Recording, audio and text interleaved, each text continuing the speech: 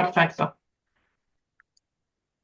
Bueno, acá estamos como nos habían solicitado que ayudara un poco desde una perspectiva más de jardinería, lo que es el césped y bueno, su manejo y su reconocimiento. Desde este punto, el césped para mí es uno de los elementos más importantes en nuestros jardines y uno de los que a veces menos recursos y tiempos depositamos en él. Puede ser un gran aliado o un gran problema. Yo siento que el césped es muy buscado y muy querido por todos, pero a la vez tiene esa contra de que se nos meten los canteros y lo queremos matar. Entonces, desde esto, bueno, desde este punto y intentando como ordenarnos, eh, preparé esta charla para ustedes. Y para mí lo más importante es primero reconocer cuáles son los céspedes que tenemos o que vamos a instalar en nuestro jardín. Por eso se dividen los céspedes en dos tipos, en dos grandes grupos que son el estolonífero y el cespitoso. Estolonífero, ahí que es el más complicado para cuando se nos meten los canteros. Y cualquier planta que sea estolonífera siempre tiene una capacidad de invasión mucho más importante que cualquier cespitoso. O sea, dicho las cañas, mismo el bambú, ese que todo el mundo tiene miedo, tiene una forma de rizoma que hace que sea prácticamente como estolonífero, como que va caminando. La salvia procurrens es medio estolonífera. Entonces, todas aquellas especies que son estoloníferas ya de por sí son muy agresivas frente a otras especies cespitosas. Eso ya le da un margen como para que se den cuenta de que manejar, si nosotros tuviéramos céspedes cespitosos buenos, de buena calidad para un momento estival, o sea, para primavera y verano, yo de ahora más recomendaría solamente esos tipos de césped porque son mucho más fáciles de manejar que los estoloníferos. Pero bueno, el estolonífero también tiene esa capacidad de ir buscando y ir encontrando y armándose por todos lados. Así que por eso puede ser algo muy bueno o muy malo, depende de dónde lo miremos.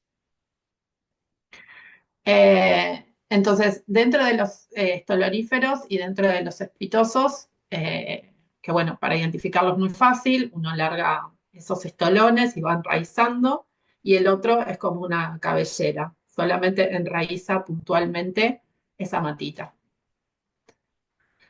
Dentro de lo que son los estoloníferos más comunes, tenemos el bermuda, que es el Cynodactylon, que es el césped, la gramilla o el pasto bermuda más común. Luego tenemos el pasto brasilero, que es el que le dicen el de hoja ancha, y el quicuyo, que es uno de los que siempre hay y se confunde muchas veces con el pasto brasilero. Para mí el quicuyo es muy fácil de identificar cuando se corta el césped a al otro día o a veces a la hora, aparecen estas florcitas, no sé si las ven ahí donde estoy señalando, que son como unos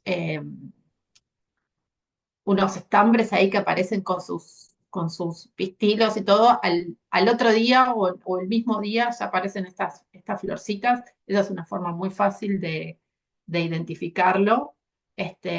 Y el quicuyo.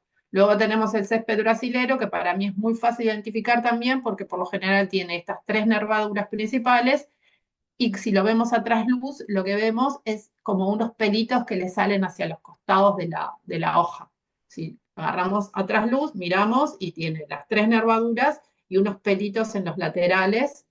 Y bueno, y el bermuda es el que todos vemos que es mucho más fino y tiene como estas patitas de gallo para, para identificar. El bermuda es uno de los césped que tiene hoja fina y que más se adapta a todo lo que es sequía y sol. El pasto brasilero aguanta un poquito más la sombra, pero no sombra, un poquito de semisombra, pero igual necesita sol. Y el kikuyo lo que tiene es que es muy vigoroso, larga estolones muy grandes y el comportamiento es de muy buen comportamiento al sol y tránsito y suelo es difícil, pero invade de una manera que no está buena y no permite como el corte muy al ras y siempre que termina quedando como más gordo que los demás, te das cuenta cuando hay kikuyo porque pones el pie y tenés como 5 centímetros que se te hunde o más, a veces te tapa hasta el pie totalmente. El Bermuda puede tener un corte más bajo de todos y el pasto brasilero requiere un corte más alto. O sea, como que tenemos Bermuda más corto, pasto brasilero más alto y el quicuyo más alto aún. Luego tenemos los céspedes cespitosos, que por lo general son los céspedes de invierno. Hay otras especies, pero no hay acá tanto que estén bien en la época estival. Tenemos lo que es el raygrass, que es el lolium, la festuca y la poa, que por lo general las mezclas de césped que colocamos en una siembra en otoño a veces tienen varios o el raygrass solamente. Y estos son todos cespitosos. Y acá, bueno, cómo reconocer el césped, pensar en si es fina en baja, o sea, si la textura es fina y baja, pensar en un bermuda, si es muy ancha, axonopus, y si es agresiva, el kikuyo.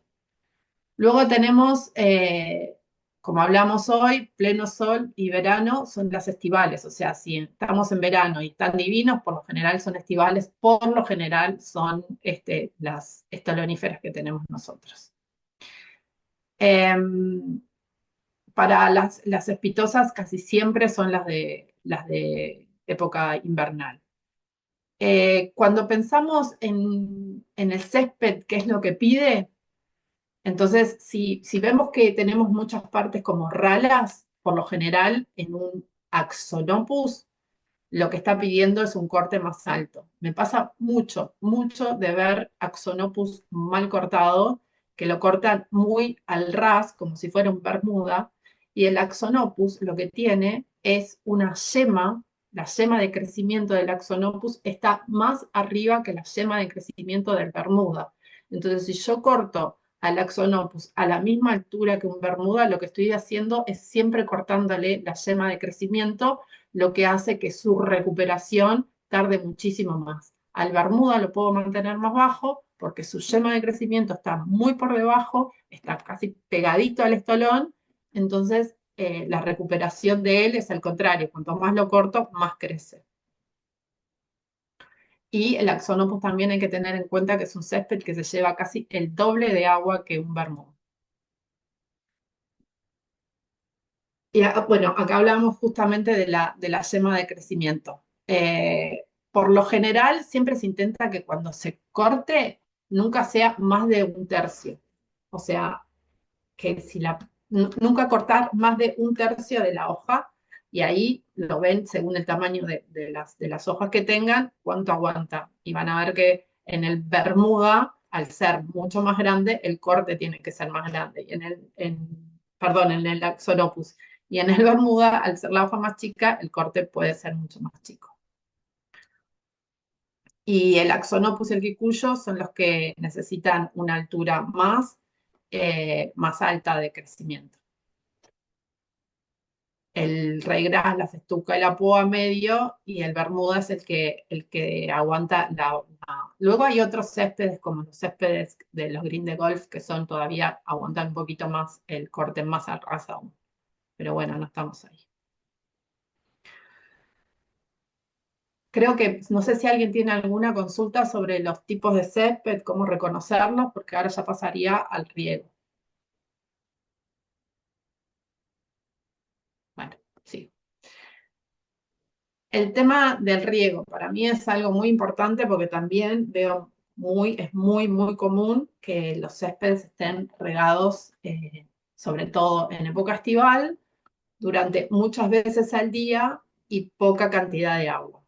Eso lo que hace es que el césped nunca llegue a enraizar profundamente, porque si tenemos épocas de sequía donde no llueve mucho, que no tenemos agua debajo de los niveles de los 5 o 10 centímetros y está seco, y nosotros regamos siempre un poquito, 3, 4 veces al día, la humedad siempre va a quedar arriba, porque apenas haya un poquito de calor, evapora, y las raíces siempre van a estar superficiales. ¿Qué es lo que pasa con eso? Que a las raíces estar siempre superficiales dependen muchísimo más de riego, como que se acostumbran a esta situación de estar regada muchas veces, poca cantidad, y siempre es un césped que está un poco más débil, porque sus raíces no están entrando en la profundidad, buscando más nutrientes y buscando la humedad del suelo. Por eso, una vez instalado el césped, no cuando uno lo planta o cuando siembra, pero una vez que tenemos césped ya de hace mucho tiempo, lo mejor son siempre los riegos más espaciados y profundos. Significa que podemos regar a veces no todos los días, una vez cada 2, 3 días en época estival, pero durante mucho más tiempo, 30, 40 minutos, para que el agua realmente entre en la profundidad, las raíces se acostumbren a ir a estos lugares y puedan, no solamente el tema de llegar a la profundidad por el agua, sino porque ahí también hay otro tipo de nutrientes, porque ahí también empiezan a airear, las raíces empiezan a ser más efectivas y empiezan a airear más toda la primer horizonte, y entonces eso hace de que el césped ya de por sí crezca más vigoroso y más sano.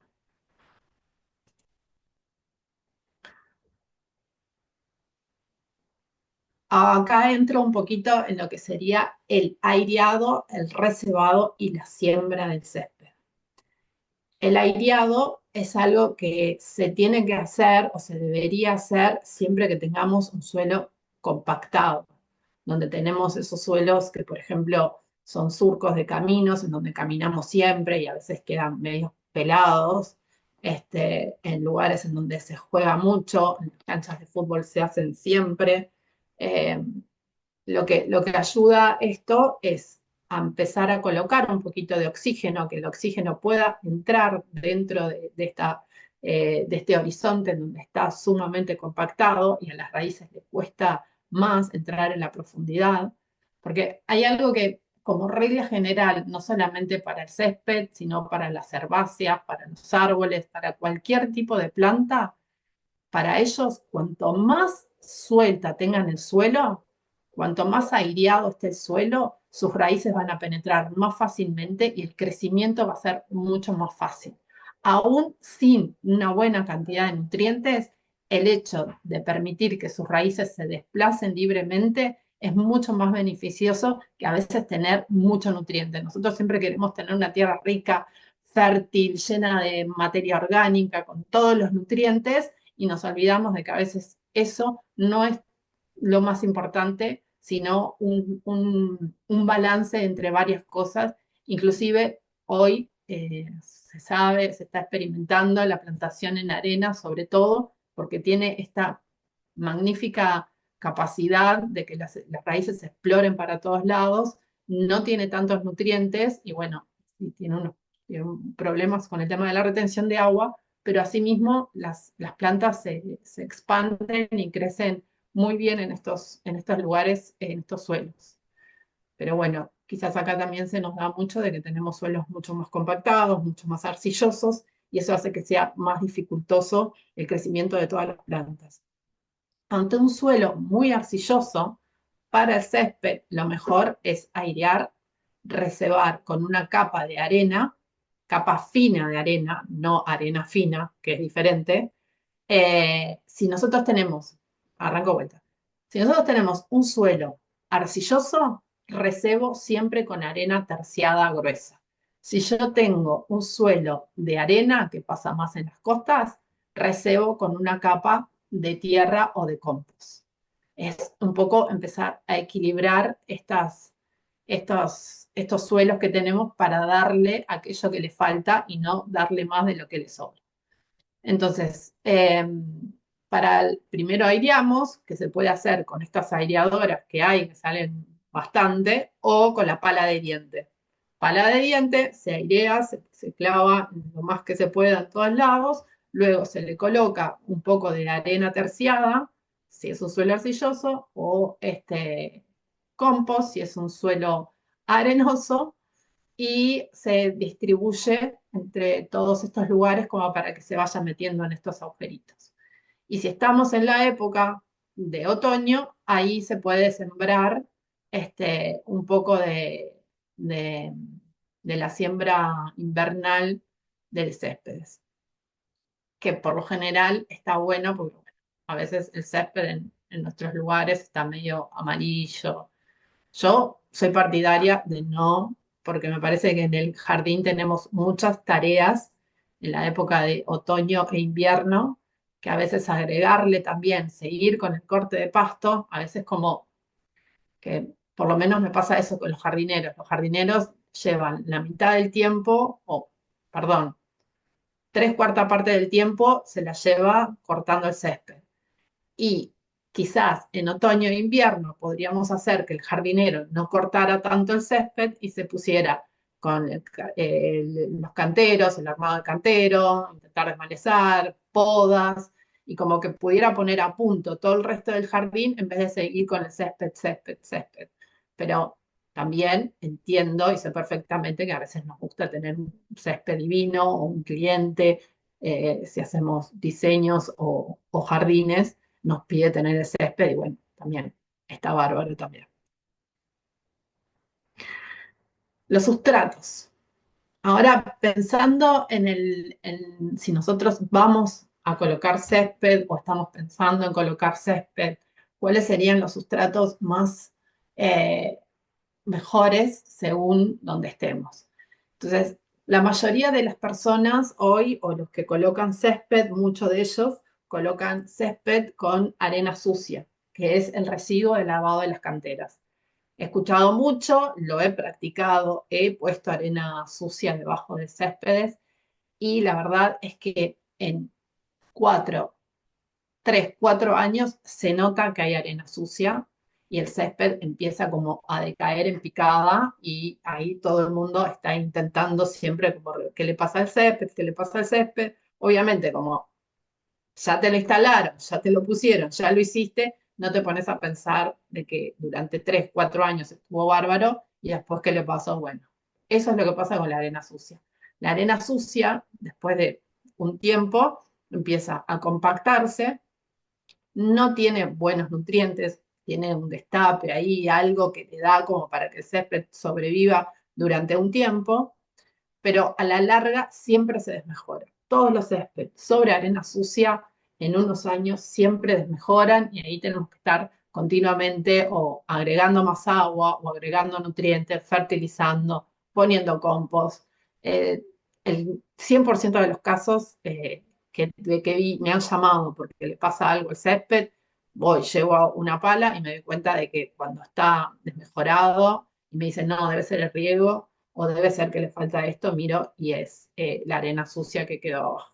Pero bueno, es muchísimo más barato. Lo ideal, si uno va a armar su cancha, es siempre una mezcla de un poco de tierra o de compost y arena, arena terciada. Porque la arena terciada nunca se compacta, jamás, no tiene la capacidad para compactarse de ninguna manera, pero bueno, no retiene humedad y tampoco tiene nutrientes. Por eso está bueno la mezcla con tierra o con compost, que esto sí es rico en humedad, y, o sea, retiene humedad y es rico en nutrientes, pero también se compacta la tierra. Entonces, por eso siempre es bueno para el césped agregarle arena. Es más, las canchas de fútbol, la mayoría están hechas casi siempre sobre arena para evitar la compactación y luego, bueno, una bomba de químicos que le dan los nutrientes y obviamente el riego que es infaltable. Entonces, yo me evito la compactación, las raíces crecen por todos lados y lo que no tiene, que es nutriente y capacidad de retención de agua, se la doy por afuera. Le tiro la bomba de químicos, de nutrientes químicos y agua. Y ahí tengo lo que son las mejores canchas de césped.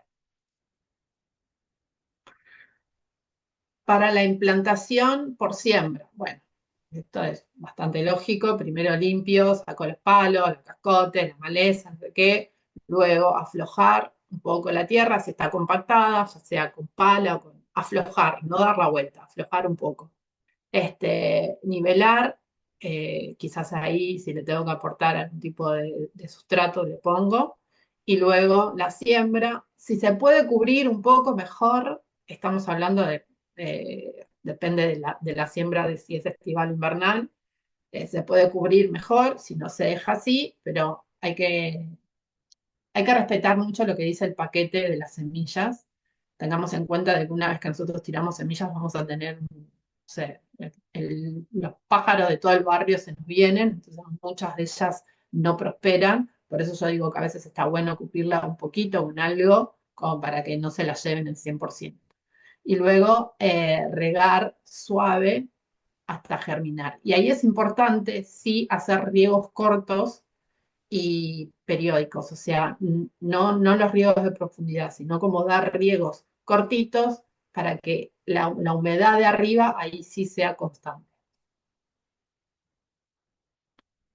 La implantación en rollos es lo mismo, limpiar, sacar las piedras, luego aflojar, nivelar, extender los rollos, cubrir. Y importante acá, aunque no siempre se da porque quizás no se pueda o el tema de los rollos es que tienen que tener esa junta perfecta entre un rollo y un rollo, y está bueno que después ahí, si se puede, se coloque un poco de arena como para que no queden, que pasa, que colocas el pan de pasto y siempre te quedan como las juntas en bajada, y evitar a toda costa que quede aire entre el rollo y el césped y el sustrato de abajo. Por eso es muy importante apisonar o darle con una pala, pero que quede bien pegadito.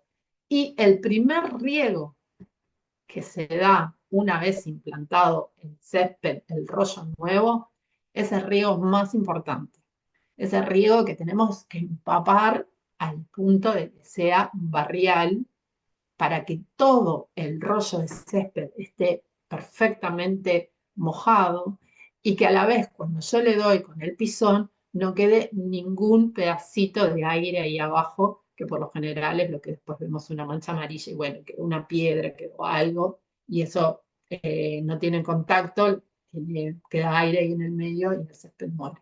Pero lo más importante una vez esto es un buen riego y unos meses después una reservada de arena como para evitar que los céspedes no siempre vienen todos parejos, a veces el terrón más fino de un lado, más gordo del otro, y bueno, las reservadas de arena como para ir nivelando de a poco hasta generar un nivel perfecto.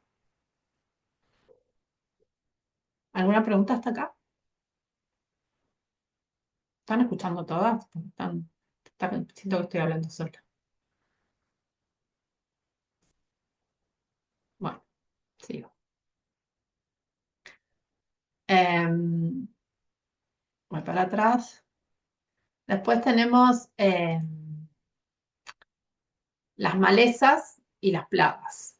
Bueno, acá para mí es importante de que uno primero no entre en pánico cuando tengo plagas o malezas en el césped, que mire, bueno, que tenga un poder de discernir qué es lo que está pasando y después busque la solución más idónea, que por lo general nunca es la primera mirar o sacar, sino enseguida aplicar algún herbicida, fungicida, insecticida, lo que sea. Y bueno, quizás podamos hacer menos uso de los químicos y mirando un poco más y viendo qué es lo que, no solamente qué es lo que le está pasando al césped, porque un césped sano, que tiene la cantidad de sol necesaria que tiene que tener por día, tiene nutrientes, tiene un buen suelo, le hace frente a cualquier maleza y a cualquier plaga.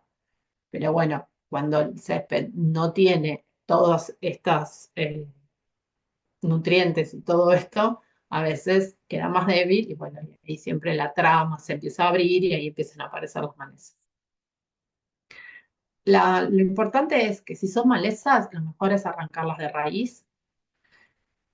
Y si son plagas, intentar atacar primero con productos orgánicos, porque los productos químicos siempre recuerden que tienen ese efecto que termina a veces matando a otros insectos que por ahí los queremos en el jardín y que está bueno que estén, porque son insectos que se comen a otros. Entonces, los insecticidas intentar siempre que sean como lo último para hacer para colocar en un jardín.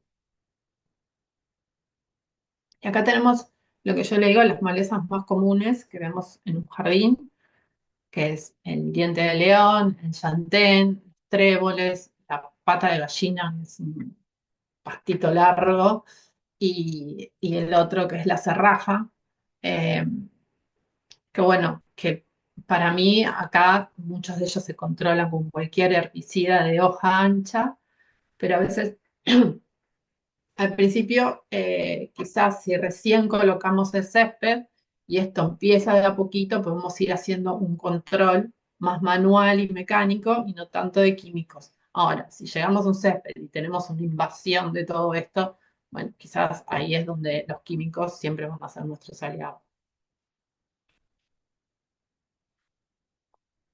Todo lo que dice que es hoja ancha, es muy fácil de controlar con cualquier herbicida de hoja ancha.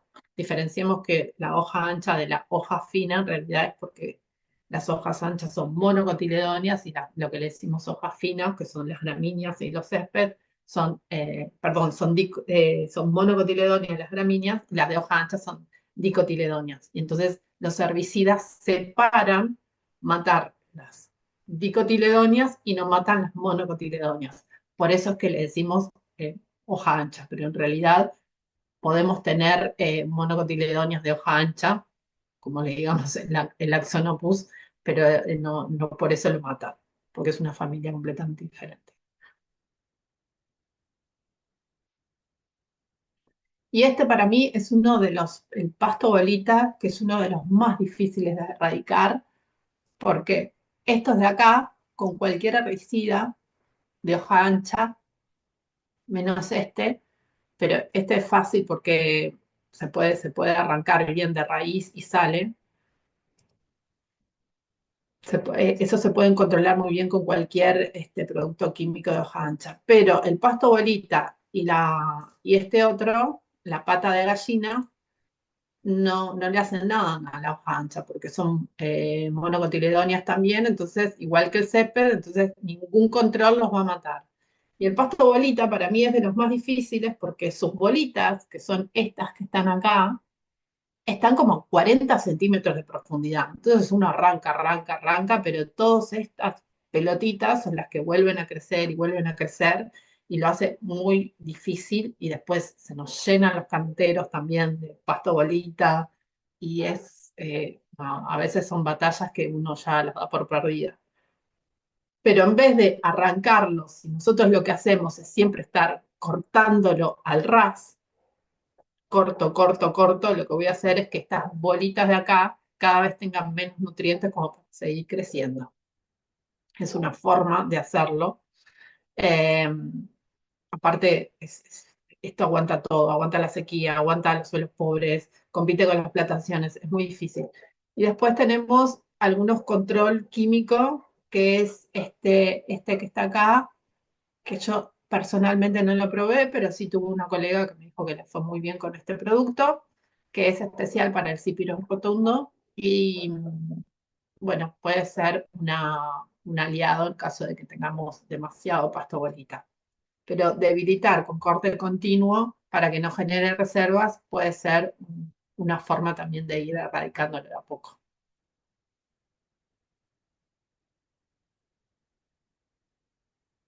Acá el control de malezas con químicos, primero el manejo, después el producto, lo que decimos, que siempre es preferible ir sacando las malezas mecánicamente, pero cuando llega el momento en que no podemos más, bueno, ahí podemos utilizar alguno de los productos más comunes que hay en el mercado, que es el 2,4 de amina, que es el más común, pero ese es de contacto, o sea, toca la planta y la mata. Luego tenemos el dicamba, que es un poco más potente, y es sistémico, que entra en el torrente de la savia de la planta y la va matando.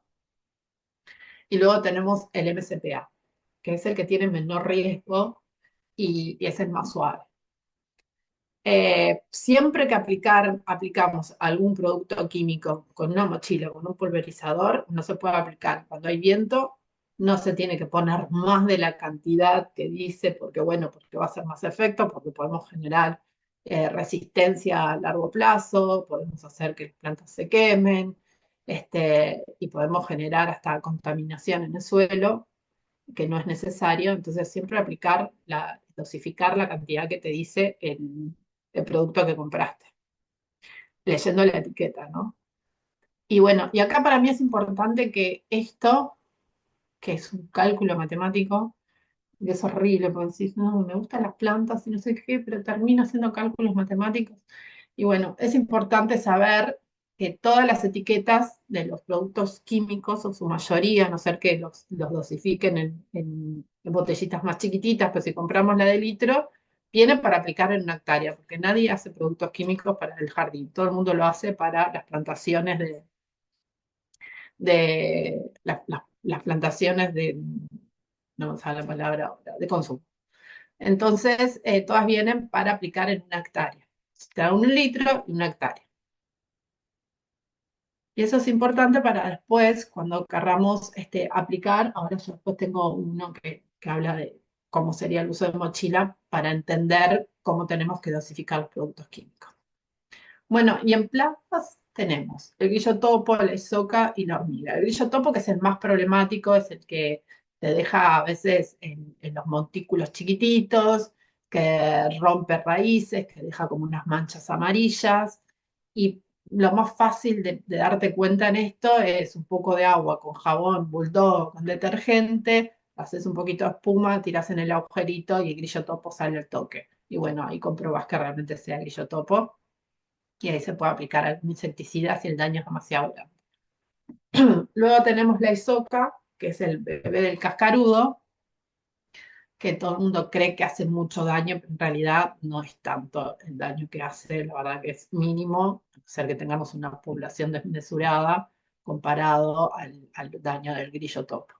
Y la hormiga, que nunca es su primera opción comerse una monocotiledonia. Siempre va a buscar una dicotiledonia, eso significa que siempre va a atacar más a cualquier otra planta antes que atacar a una caña, a una gramínea o al césped. Por eso los bambúes nunca se los comen las hormigas. Y bueno, y acá hablábamos del pulverizador. Y esto, no sé si le pueden sacar una foto a esto, porque es lo más difícil y es, a ver si lo puedo explicar rápido. Lo primero que tengo que hacer es mi pulverizador, hacer una prueba, como hace el señor ahí, en un suelo donde yo pueda ver cuántos metros cuadrados me rinde mi pulverizador. Entonces voy y, no sé, fumigo todo la calle o la vereda o el patio. Y ahí voy aplicando y luego saco la cuenta a pasos, digo, bueno, acá tengo, no sé, 30 metros cuadrados o 100 metros cuadrados, como dice la regla esta. Y yo tengo mi producto que es un litro, que son 100 centímetros cúbicos. Y 100 centímetros cúbicos rinden 10.000 metros cúbicos, que es una hectárea. Entonces, la cuenta no es cómo tengo que dividir, porque depende de mi mochila y cuántos litros yo abarco en mi mochila. Entonces, ¿cuántas mochilas necesito para cubrir esos 10.000 metros cúbicos que me pide, que me da el paquete, el producto? Si mi mochila rinde 100 metros cúbicos y a mí el producto me da hasta 10.000 metros cuadrados, perdón, 100 metros cuadrados, me da hasta 10.000 metros cuadrados, entonces yo voy a cuántas mochilas necesito para cubrirlo. Necesito 100 mochilas, si hago el cálculo, y ahí divido los 1.000 centímetros cúbicos, que equivale a 1 litro, por las 100 mochilas y me da la medida que yo necesito para aplicar en mi mochila o en mi pulverizador. Esta es lo más difícil de entender, pero no falla. Nunca vas a aplicar de más, nunca vas a poner exceso de producto químico y nunca te vas a quedar corto con el producto químico. Eso significa que vas a matar y no vas a matar a nada más que al yuyo, en este caso, o bueno, o a lo que se tenga que aplicar, que esto vale no solamente para las malezas, sino para aplicarle a los rosales, para aplicarle a cualquier cosa que uno quiera juntar. Pero es importante, realmente esto es muy importante y es lo que la gente menos piensa. Va, agarra su mochila o su pulverizador, le agarra una tapita, le tira y después o no muere correctamente o termino quemando todo el césped.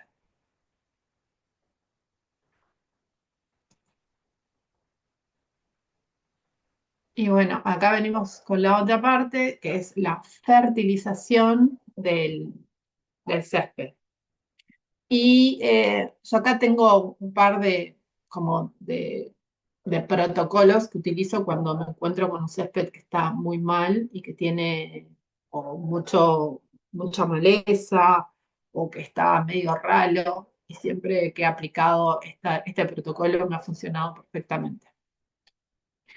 Primero, tengo que fertilizar siempre cuando el césped está creciendo. O sea, tirar fertilizante o hacer algo cuando el césped está latente, como ahora, no sirve de nada. El césped no lo toma, no funciona.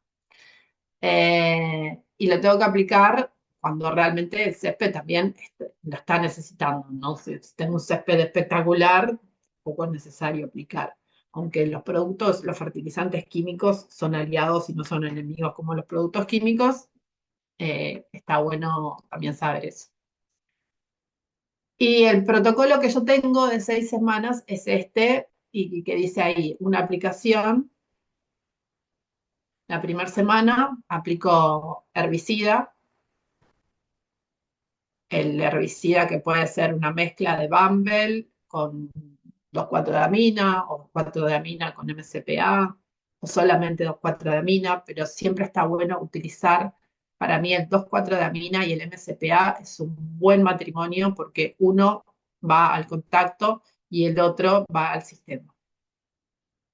Luego, en la segunda semana, una urea verde. ¿Por qué urea verde? Porque no quema. Porque la urea verde es de lenta liberación, simplemente por eso, pero puede ser cualquier urea si sabemos que no vamos a tener problema para quemar. Y luego, a la tercera semana, herbicida de vuelta. ¿Y por qué la urea entre herbicida y herbicida? Porque lo que queda de la planta, de las que están vivas y que queremos matar, de hoja ancha, le vamos a dar como esas ganas de, dale, te estoy dando comida, ponete activa que vas a recibir más, y ahí recibe el herbicida otra vez de una manera más potente.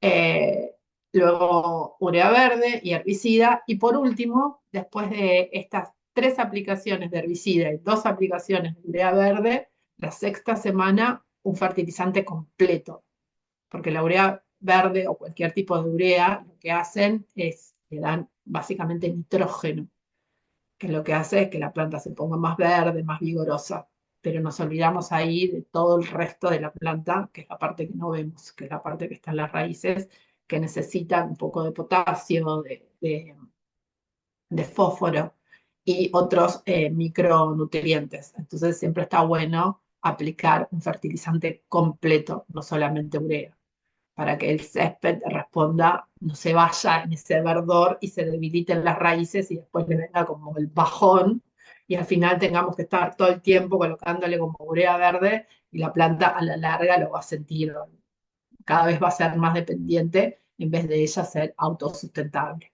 Entonces el fertilizante completo, el Blaucor, es las bolitas azules, que es el más común y es más económico. Para mí, el mejor fertilizante que hay para césped es Floranit Permanente, porque tiene las proporciones, los porcentajes exactos para el césped. Y bueno, y yo con el fertilizante lo que logro es más crecimiento, más color, más densidad y más competencia ante las malezas. Enfermedades. Las enfermedades en el césped pueden ser, su mayoría son hongos, daños por el hecho de aplicar mucho fertilizante o mucho herbicida o lo que sea, y queda como ahí en la primer foto. Hay mensajes en el chat para, tendría que ver lo que me están preguntando. Yo después te lo voy pasando si Ah, querés. ok, dale. 100 mochilas, 4 litros. No.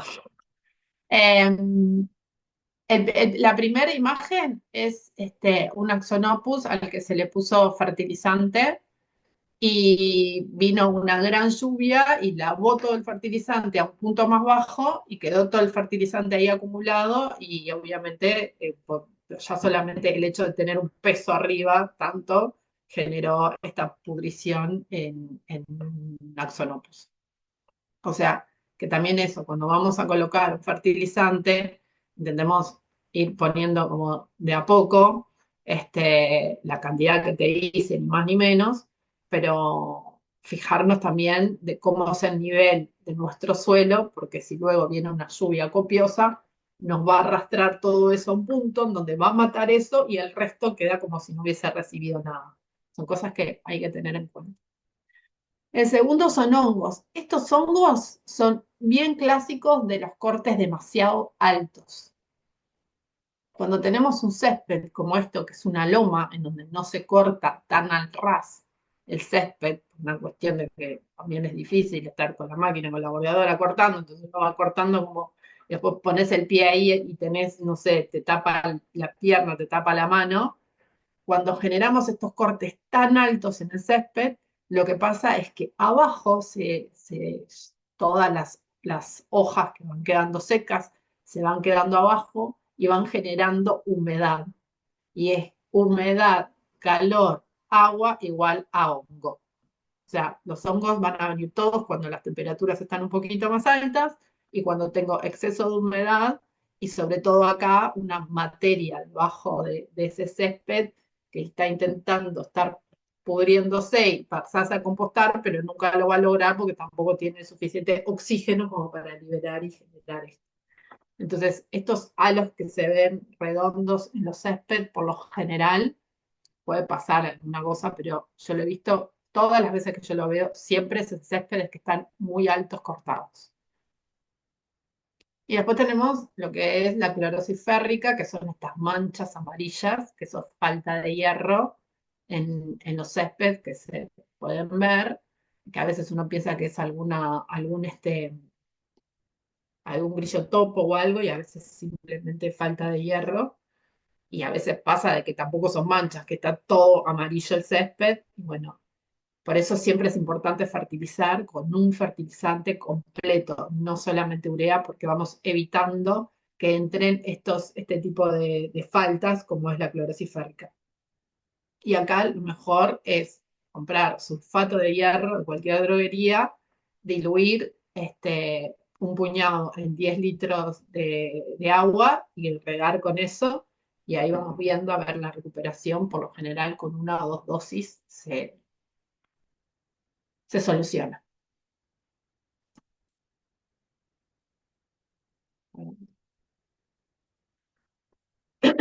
Y bueno, y acá una de las cosas que para mí también es muy importante, como no tener césped donde no queremos.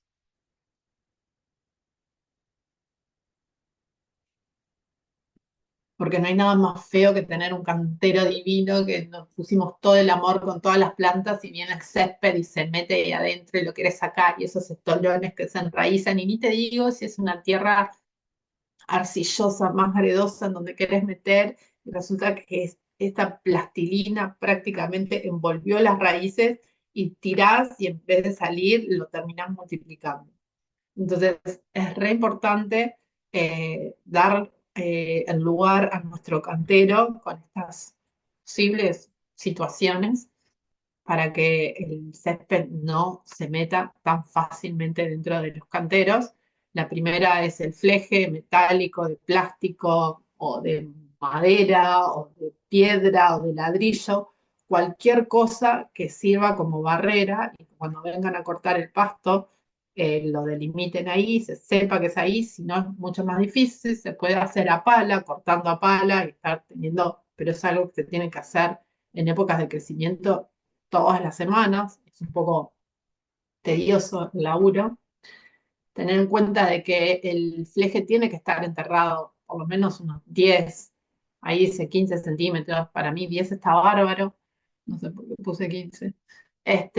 Y sobresalir entre 3 y 4 centímetros para arriba también, porque a veces el colchoncito se hace y se trepa por abajo, pero tener por lo menos enterrados cualquier método que tengamos, cualquier barrera física para que no vayan ni las raíces por abajo ni que crezcan. Luego, bueno, el control manual y frecuente, la bordeadora en todos los bordecitos siempre para evitar de que los estolones se escapen y estar siempre con la bordeadora ahí cortando. Arrancar los estolones cuando tenemos 3 o 4 estolones que vemos que se están metiendo, ir enseguida y sacarlos, este, o con tijera de borde. Y luego la otra es el mulch, las cortezas, ya sea corteza de pino, corteza de eucaliptus, cualquier tipo de corteza, o también puede ser pinocha, a veces acidifica un poco, pero tampoco es una gravedad, o mismo las hojas que levantamos en otoño, podemos agarrar todas esas hojas y tirarlas en nuestros canteros en estas épocas, y ahí no solamente evitamos el césped, sino que generamos el tema del mulch para mí es súper importante porque nuestra tierra o toda la tierra que manejamos es algo que está vivo. Todos los sustratos están vivos eh, porque tienen algunas bacterias y insectos no me sale el nombre, pero está viva y tiene bacterias ahí que están vivas y que están haciendo de que nosotros podamos que las plantas puedan tomar los nutrientes. O sea, sin todos estos microorganismos, no me salían, sin todos estos microorganismos en el suelo, la planta no es capaz de asimilar los nutrientes. Necesita estos microorganismos que lo que hacen es tomar estos nutrientes, pasarlos por su licuadora y que la planta sea más fácil asimilarlos. Pero cuando yo tengo un suelo desnudo, esos primeros 3, 4, 5 centímetros de suelo no tiene microorganismos, porque estos microorganismos no están ni a la luz ni con mucho aire y oxígeno. Entonces ellos siempre están por debajo. Cuando yo le coloco cualquier corteza, mulch o lo que sea y cubro el suelo, no con mallas de geotextil porque tampoco respira, entonces eso es peor, cuando yo cubro el suelo, todos estos microorganismos pueden subir casi que hasta la parte más superficial, generando más capacidad, más metros cúbicos en realidad, más suelo, más fertilidad en todo el horizonte y no solamente de los 5 o 6 centímetros para abajo. O sea, generamos mucha más masa para que la planta pueda tener nutrientes. Entonces, el mulch como aliado en la capacidad de que el suelo esté vivo, más metros cúbicos, el mulch para evitar malezas, césped y cualquier cosa que no querramos, y el mulch como retención de humedad, porque una vez que se riega no se evapora tan fácil que hay abajo, y el mulch como protección ante calores extremos y ante fríos extremos. Es bastante, y el mulch puede ser hasta piedras, o sea, una piedra partida chiquita, un pedregullo, un gravillín, cualquier cosa pueda generar que todo eso de ahí abajo esté vivo, mantenga más nutrientes, mantenga más humedad, no se congele, o sea que es algo que se tendría que usar en casi todos los canteros, porque en realidad cualquier lugar que vayamos en la naturaleza viva, el suelo nunca está desnudo, jamás. Es algo que no se da. Los suelos desnudos, por lo general, es o un desierto o un lugar en donde nosotros intervenimos. Y después tenemos, para erradicar un poco que son los céspedes, hay herbicidas totales que se podrían aplicar de una manera muy metódica, prácticamente que agachada en 4 patas, con un pincelito,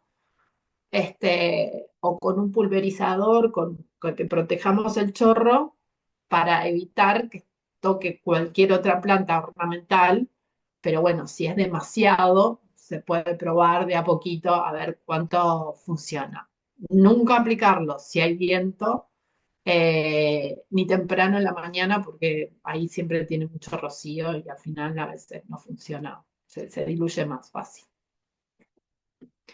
Y bueno, acá las herramientas que ya sabemos todos, la cortadora, que para mí, como dije, siempre tienen que cortar un tercio de la altura del objetivo que nosotros tenemos, o sea, del césped.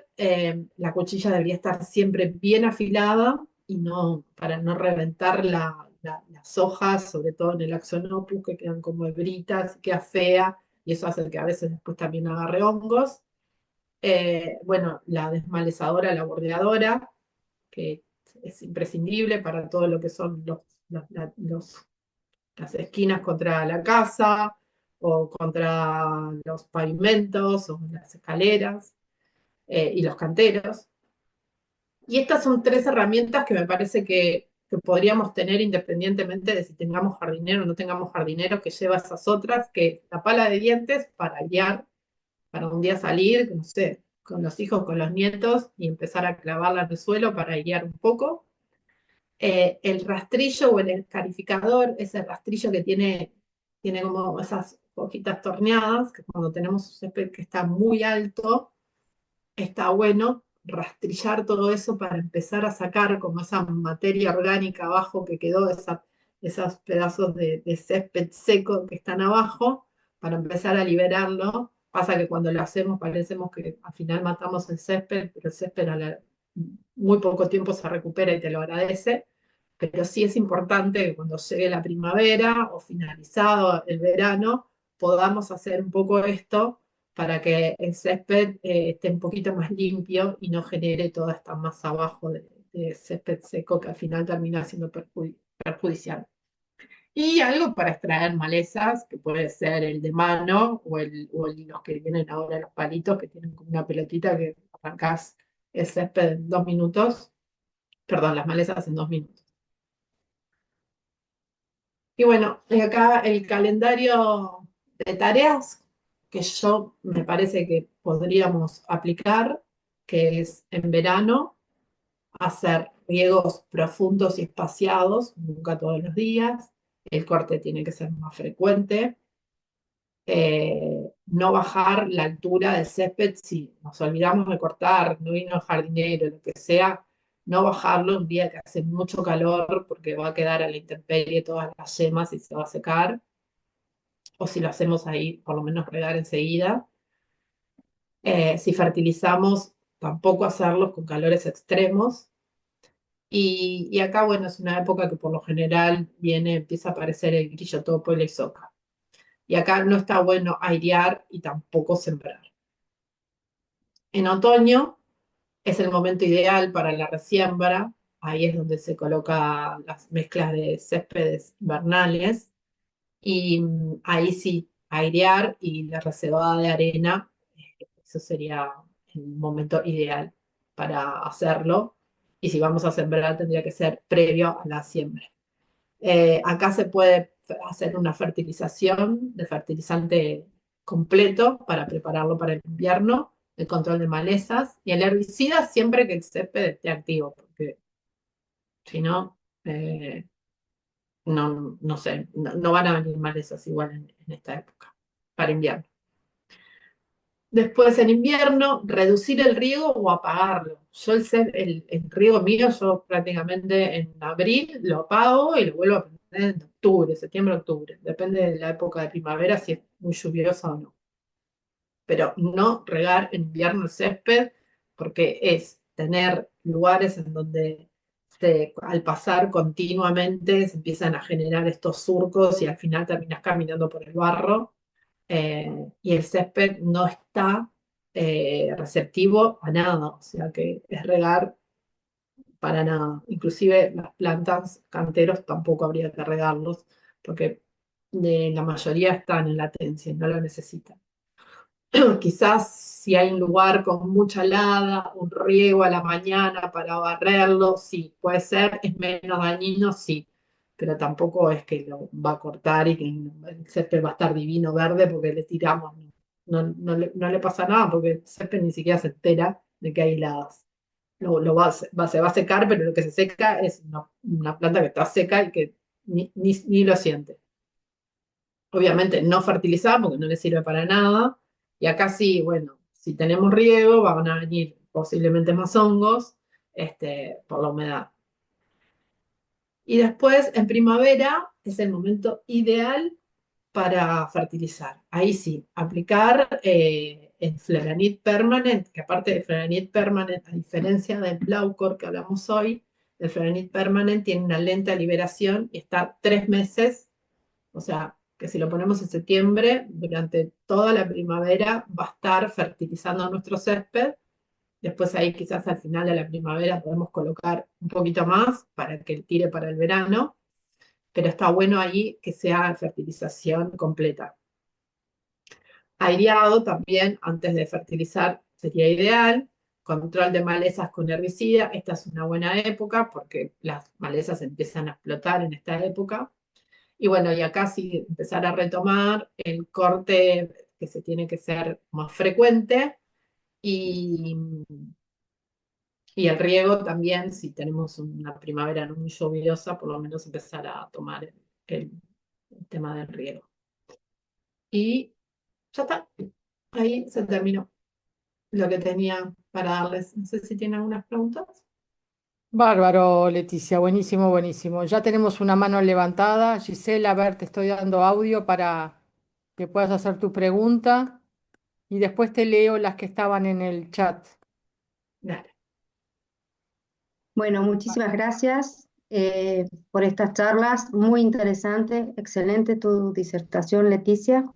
Tengo varias preguntitas para hacerte.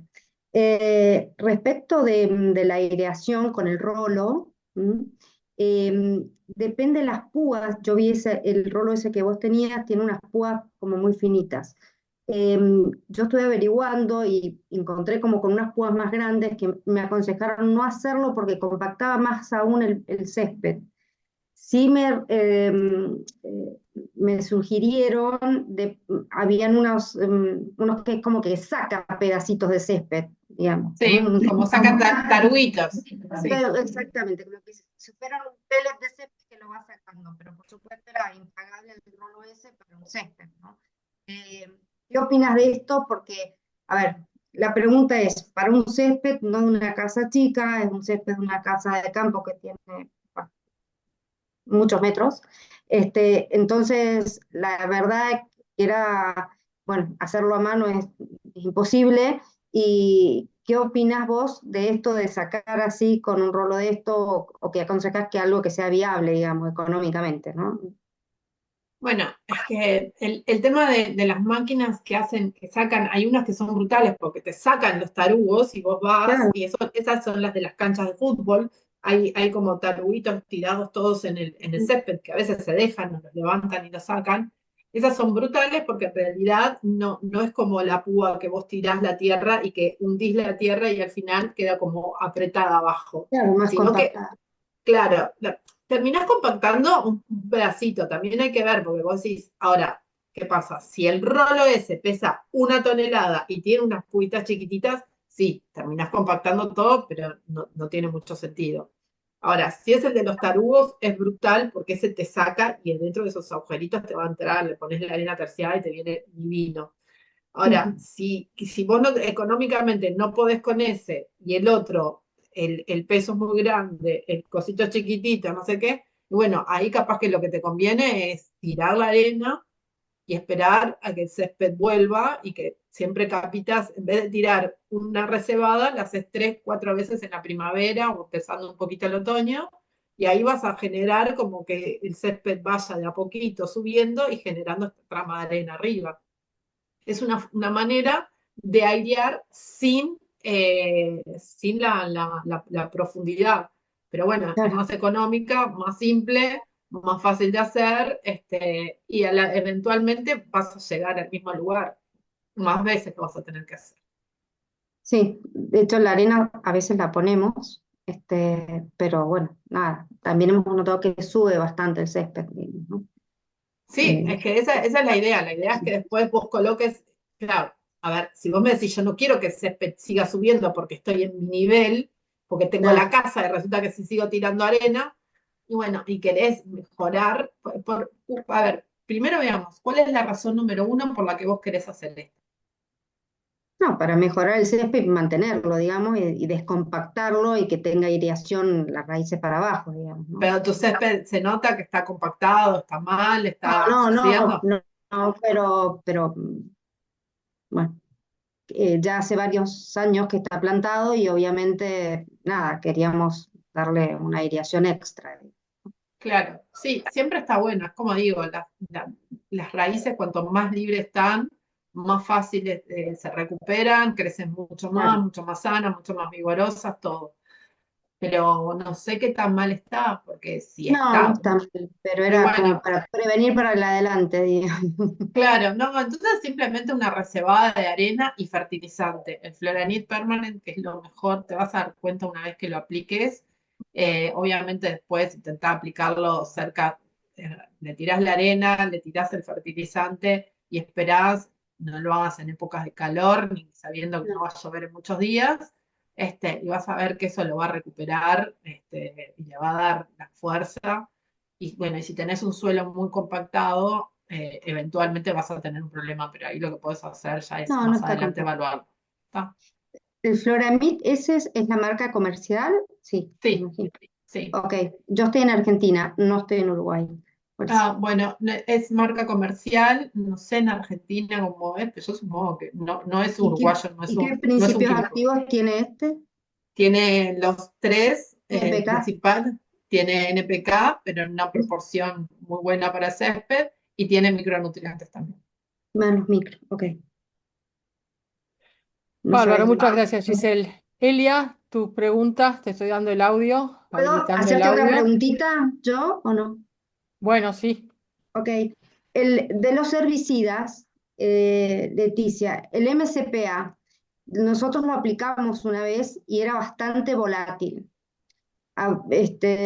¿Sugerís alguna otra cosa? Y nos arruinó unas plantas, unas ornamentales que teníamos cerca, digamos, ¿no? Es que es re ¿Lo importante aplicamos? que cuando apliques, primero, Que un no día sea que no te, viento, obvio, sí. que no haya viento, y lo otro es ponerle un capuchón. Te venden en las agropecuarias como un cono, Sí. que lo que haces es cuando vos aplicás, va derecho al suelo y no sale pulverizado.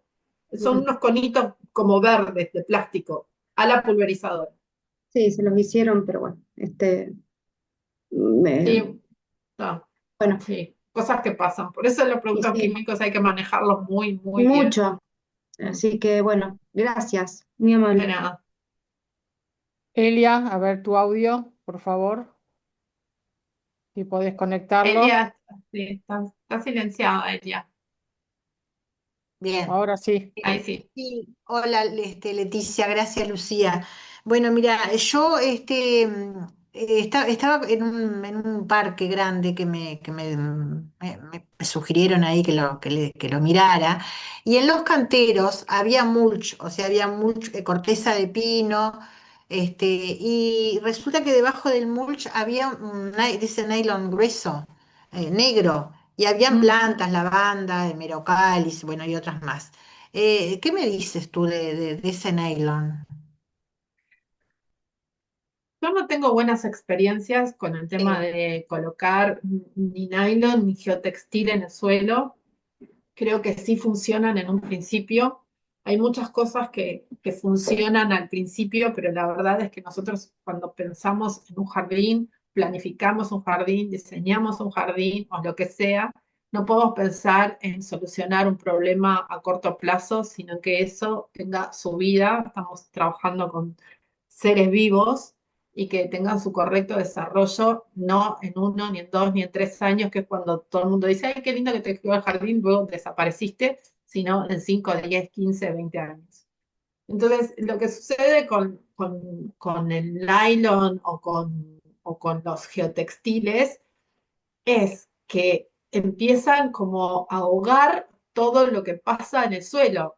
Vuelvo a decir, el suelo es algo vivo. Si yo le coloco algo en donde los microorganismos no pueden tener esa interacción y se empieza a compactar, a la larga es un problema. A la Sí, larga termina siendo un vi problema. como que habían hongos, o sea, hice una perforación para plantar un par de plantas ahí y me llamó la atención, o sea, estaba todo como blanco, Sí, como húmedo, viste, como olor a humedad feo tenía. Y yo sí. dije, bueno, claro, le aconsejaron a la persona que lo hiciera y por eso yo ahora que aprovechando que tú estás con tanto Sí, conocimiento, vas a dar tu... buenísimo lo que me estás diciendo, porque es algo re importante.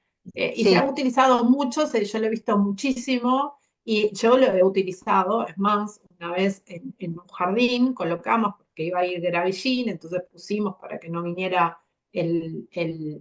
el césped abajo. Y como no iba en los canteros, iba solamente ahí, me quedé tranquila. Pero había un limonero.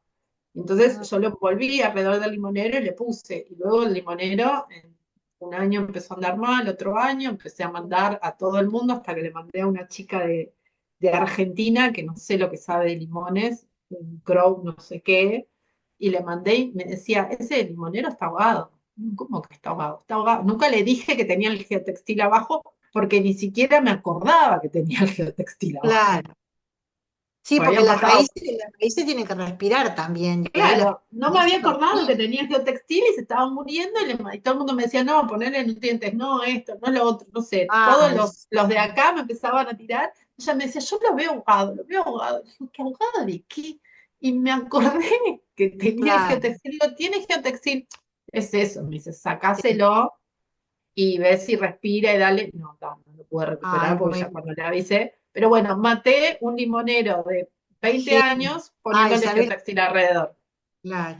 Bueno, Leticia, muy clara tu disertación, clara y didáctica. Te agradezco, Pila. Divina. Gracias a Gracias, vos, Celia, gracias. gracias, Gracias. Celia. Leticia, las preguntas que estaban en el chat son, de vuelta el nombre del fertilizante que Flo- recomendaste. Floranit Permanent, a ver si lo pongo acá. Ahí está, ponelo en el chat. No, lo dejo ahí no sé dónde tengo, pero dale, lo pongo en el chat. Voy a buscar Ponelo el en chat. el chat y así. La otra pregunta era, ¿qué es una maleza? Pregunta, porque viste que hay gente de otros países que de repente los nombres no son los mismos que ellos emplean, ¿no? Maleza es cualquier cosa que está en nuestro espacio y no la queremos. Una rosa Perfecto, puede ser una maleza. perfecto, Si tengo perfecto. una plantación de, no sé, de lavanda, si me crece una rosa y no quiero la rosa, es una maleza. Pero por lo general hablamos de maleza como un concepto de una mala palabra, de una planta que no queremos, pero en realidad ese es el concepto de la maleza. En jardines, en césped, existen unas malezas asociadas que son capaces de crecer en el césped, que son estas las que puse, como el pasto bolita y estas otras. Pero bueno, va. Bárbaro, buenísimo. Otra pregunta era, ¿qué es raíz 2,4-D? 2,4 de amina. Bueno, Dos espero que cuatro de te... amina, ¿es eso? No, Raíz 2. dice raíz 2,4-D. A ver, déjame ver el chat.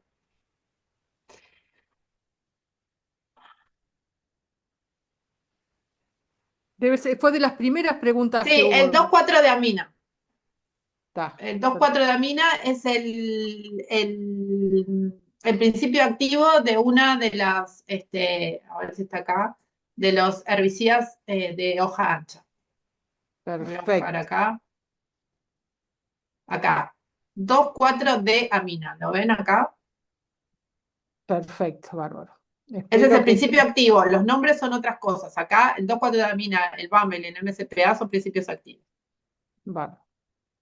Y la otra pregunta fue la que tú leíste, que 100 mochilas de qué mochilas de... capacidad. 100 mochilas de que cuánto. No, eso es lo que vos tenés. Vos tenés tu mochila o tu pulverizador. Vas, haces una prueba en seco, en un lugar en donde vos puedas ver, porque si vos vas al pasto no sabes qué es lo que se mojó y qué es lo que no se mojó. Entonces vos tenés que ir a un lugar seco en donde vos hagas un dibujo con tu mochila y mires. Y digas, bueno, acá está regado, sí, está en el punto bien mojado, no apenitas mojado, no chorreado, que me quede Vos vas viendo ahí. Cuando vos le agarraste la mano, bueno, empezás a hacer, llenás tu mochila al tope y empezás a hacerlo. Y mirás, cuando terminaste de vaciar tu mochila, medís cuánta cantidad de metros cuadrados pudiste pulverizar con la capacidad de tu mochila. Si tu mochila tiene 10 litros cúbicos, 10 litros, vas a poder pulverizar determinada cantidad de metros cuadrados. Si tiene 2 litros, vas a poder fertilizar otra determinada cantidad de metros cuadrados. Eso es lo que vos querés hacer. La mayoría, por eso hay que leer las etiquetas, la mayoría de los herbicidas vienen 100 centímetros cúbicos para 1 hectárea. Y ahí es donde yo tengo que hacer la cuenta. Si mi mochila puede pulverizar 100 metros cuadrados, yo tengo que dividir, y acá es donde está, yo tengo que dividir, voy porque acá, tengo que dividir las 100 mochilas, o sea, tengo que dividir los 10.000 metros cuadrados que tengo, dividida la cantidad de mochilas. Los 10.000 metros cuadrados vienen de la hectárea que te viene con el envase, con las indicaciones del herbicida o del fungicida o del insecticida o lo que sea. Es con la cantidad que yo puedo matar con ese litro. Puedo aplicar a 1 hectárea, que son 10.000 metros cuadrados. Entonces, si yo tengo 10.000 metros cuadrados, tengo un envase que me da 10.000 metros cuadrados, pero resulta que mi mochila solo da 100 metros cuadrados. Entonces, yo tengo que dividir estos 10.000 en las mochilas. Si me da, no sé, en vez de 100 metros cuadrados, de 100 mochilas, necesito, no sé, capaz que le pueden sacar, no sé si puedo, no puedo copiar esto, porque capaz que le pueden sacar una fotito a esto, que es lo más fácil. Y lo otro, que es, nada, que si tienen buen criterio y no se dejan engatusar, mandan la etiqueta o la foto a ChatGPT, a Gemini o a Cloud, que enseguida ellos le van a decir cuánto, si tu mochila es tanto, cuánto es. Pero necesitan saber cuánto rinde tu mochila.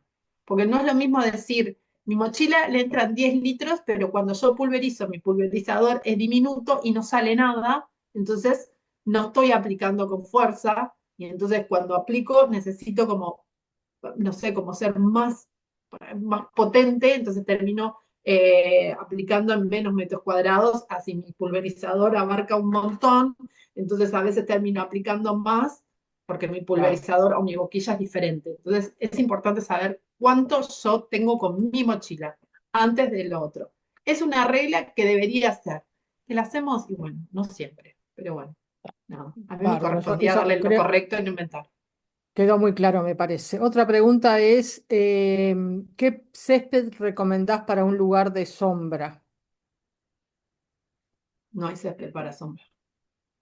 No hay césped para sombra. Bueno, Puede ser, y no, es que el Bermuda no le gusta ni un poquito, o sea, sombra densa, sombra debajo de, no sé, un árbol, de un tilo, y en invierno no va a andar. Quizás en verano, si le llega, empieza como a enraizar, pero la verdad es que tengo que ver el contexto bien, qué claro. cantidad de sombra, si es sombra densa o una sombra filtrada. Una sombra filtrada Bueno, y el Axona pues va a andar mejor, pero después el césped necesita entre 3 necesitas sol. y 6 horas de sol por día. Perfecto. Bueno, Valentina pregunta, ¿cuándo aplico herbicida para trébol? ¿En primavera antes que nazca? No, los herbicidas siempre se aplican cuando yo tengo la planta, cuando yo veo la planta. Si yo no estoy viendo la maleza o lo que sea que quiero matar y voy a aplicar un herbicida, no me sirve de nada, porque la planta ni se entera, está allá abajo. Las plantas absorben estos químicos estando a ver, ¿cómo te puedo decir? Con un ejemplo. Eh, Necesito estar viva para tomar un veneno y morirme. Si estoy muerta, no me va a hacer nada, o sea, estoy muerta. Pero entonces las plantas cuando están en latencia ahí abajo del suelo, que están por germinar, porque están en el banco de semillas, las malezas salen de ahí, o porque vino un pajarito y le hizo caca y la dejó, o lo que sea, pero no están creciendo, vos le vas a aplicar cualquier producto químico que le apliques, la maleza ni se entera. Se va a enterar cuando tiene contacto y cuando está en actividad. O sea, vos para aplicar un herbicida tenés que tener a la planta, a la maleza activa. Dale, buenísimo.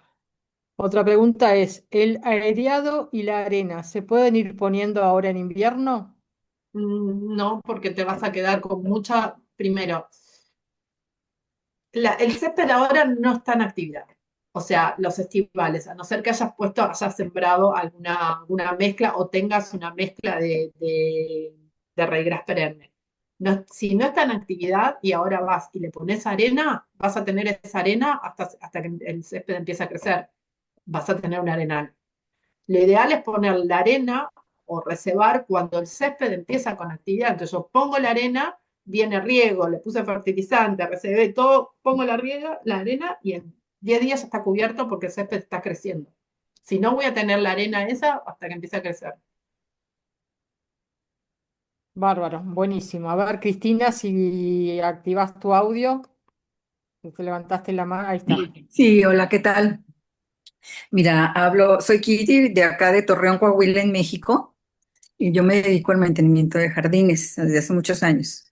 Acá mi región es sumamente caliente, es muy extremosa, y ahorita, bueno, por el hemisferio, acá estamos entrando prácticamente al verano. Yo te quería preguntar, Leti, porque siempre me ha hecho mucho ruido esto de las malezas. Que es indispensable matar las malezas? O sea, De- como que hemos caído en lo que queremos ver impecable y no le damos oportunidad a las malezas que también son plantas, porque bueno, ya no sabemos quién llegó primero, si nosotros con nuestro pasto y ya estaban las llamadas malezas.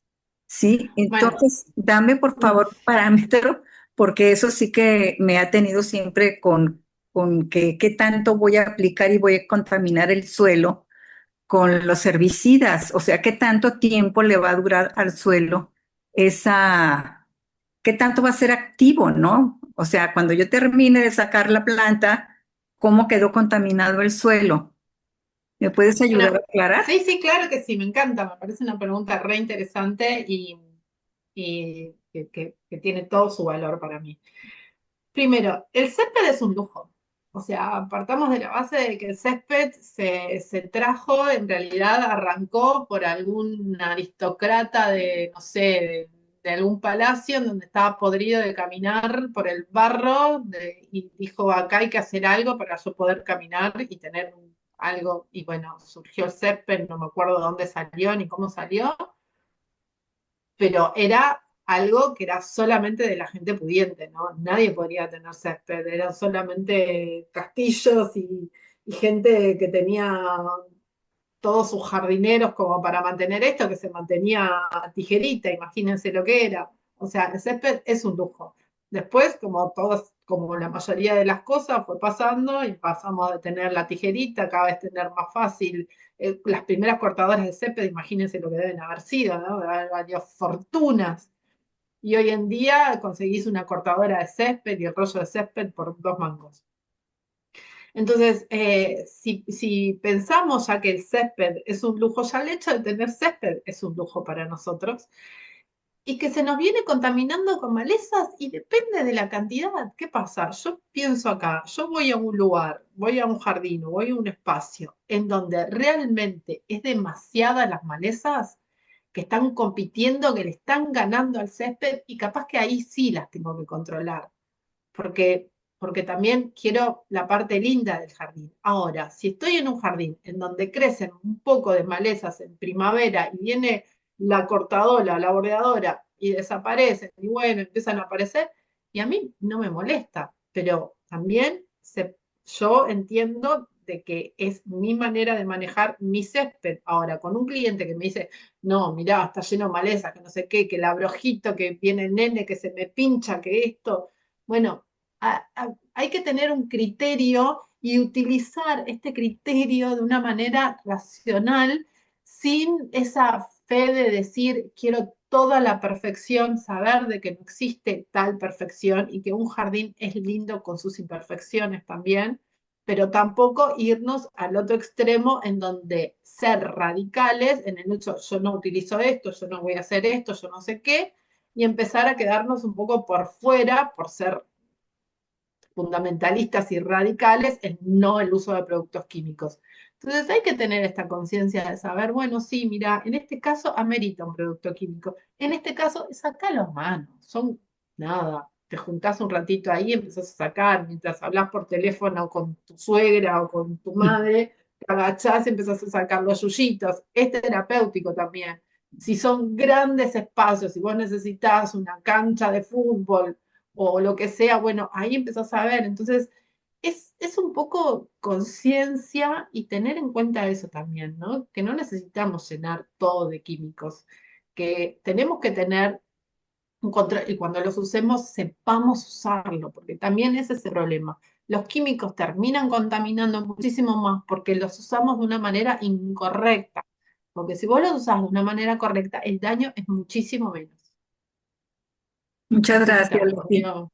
Pero Bárbaro. yo no lo utaría, yo depende, o sea, los uso cuando es un extremo y cuando no lo es, y bueno, dale, papi, nada, dejemos a ver cómo viene esto y vas a ver que va a ser mucho más lindo a la larga, lo vamos viendo, o sea, tampoco es venir y con todas las herramientas que tenemos, tirarla toda de una, ¿por qué? Porque sabemos o porque queremos, no, bueno, vayamos en el proceso viendo con tu cliente, con lo que sea, a ver cómo se va comportando el césped, si yo le pongo. Ojo, los productos químicos de fertilizante para mí sí son buenos, no son dañinos, porque vos al suelo le estás dando aquello que el suelo ya tiene de una manera química. Es como yo tomarme, no sé, mi proteína en polvo.